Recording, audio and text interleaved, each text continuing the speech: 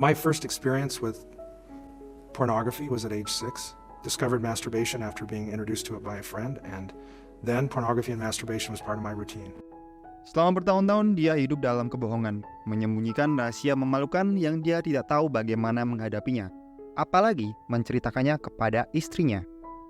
Kisah Stephen Crossaw dari Utah, Amerika Serikat, berjuang melawan kecanduan pornografi sejak dia berusia 6 tahun. Selama bertahun-tahun, dia menyembunyikan rahasia memalukannya dari semua orang termasuk istri dan ke-7 anaknya. Stephen menemukan majalah porno di lemari kakaknya ketika dia berusia 6 tahun dan dia tidak tahu majalah apa ini, dan dia pun memberikan majalah ini kepada ibunya. Tidak ada nasihat sama sekali dari ibunya tentang berbahayanya majalah porno. Tapi tidak lama kemudian dia menemukan lebih banyak majalah porno, dan kali ini dia tidak menunjukkannya kepada siapapun, tapi dia melihatnya sendiri. Inilah awal mulanya. Seiring bertambahnya usia, dia semakin tidak bisa lepas dari pornografi dan masturbasi. Dia sering membagikan koleksinya kepada teman-temannya, dan mereka adalah satu-satunya orang yang tahu dia adalah seorang pecandu pornografi. Dia berkata, "Aku kadang ngomongin hal pornografi kepada teman-temanku yang sefrekuensi. Tapi jujur, aku gak pernah ngomongin hal ini kepada orang-orang gereja ataupun guru di kelasku. Hal ini menurutku sesuatu hal yang harus aku simpen rapat-rapat hanya untuk diriku sendiri." Semakin dia kecanduan pornografi, semakin dia mengasingkan diri, hingga akhirnya dia lulus kuliah dan pindah ke Montana untuk bekerja. Disinilah dia bertemu dengan istrinya, Ril. Hingga mereka menikah, Stephen pun masih membawa kebiasaan buruknya ini ke dalam bahtera rumah tangganya. Dia sama sekali tidak membicarakannya kepada istrinya. Dia mengira pernikahan itu akan memuaskan kebutuhan seksualnya dan kecanduannya akan sembuh. Tapi dengan 7 anak dan bertahun-tahun menikah tidak membuatnya sembuh dari kecanduan. Bahkan malah lebih parah. I honestly felt like marriage would solve my interest in acting out with pornography or masturbation or any other. Dari mengenal pornografi, kemudian mengenal masturbasi, hingga paling parah adalah akhirnya dia mengenal prostitusi. Stephen mulai hidup dengan 2 kehidupan yang berbeda.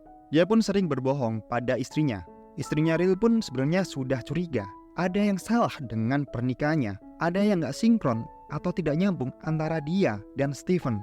Akhirnya, ketika Stephen berusia 36 tahun, setelah 30 tahun kecanduan pornografi, dia memutuskan untuk mengakhiri semuanya.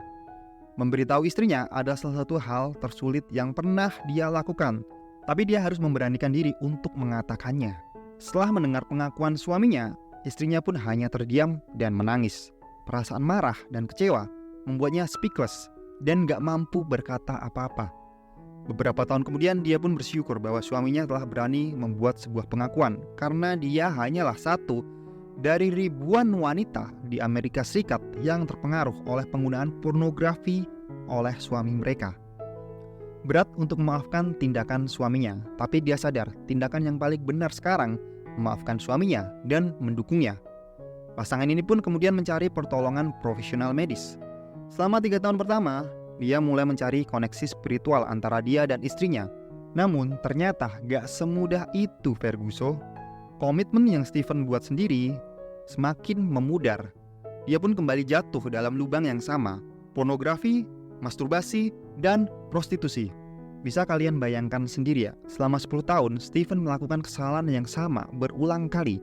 Hingga sampai pengakuan yang ketiga, dia pun sudah tidak punya pilihan lain untuk mempertahankan keluarganya selain bertobat. Jatuh bangun terhadap kecanduan dia jalani sampai akhirnya dia dinyatakan bersih terhadap kecanduan pornografi. I was the person in charge of my recovery. It wasn't my wife's responsibility. It wasn't my therapist's responsibility. It wasn't anyone else's responsibility.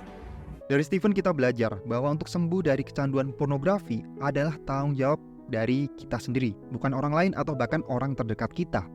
Mereka hanyalah support system untuk mendukung kesembuhan kita.